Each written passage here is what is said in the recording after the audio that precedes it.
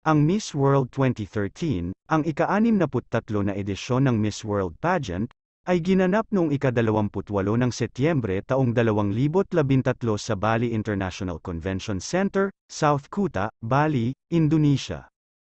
Ito ang unang pagkakataon sa Southeast Asia at ito rin ang unang pagkakataon sa kasaysayan ng pageant na ginanap ang event sa isang bansang karamihang Muslim. Ang mga kalahok mula sa 127 bansa at teritoryo ay lumaban sa Miss World Pageant noong taon. Minarkahan ang pinakamalaking turnout para sa anumang beauty pageant sa buong mundo noong 2024.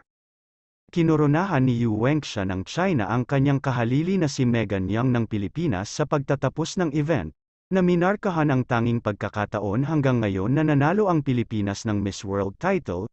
Dahil sa tagumpay na ito, naging ikatlong bansa din ang Pilipinas na nanalo sa lahat ng Big Four International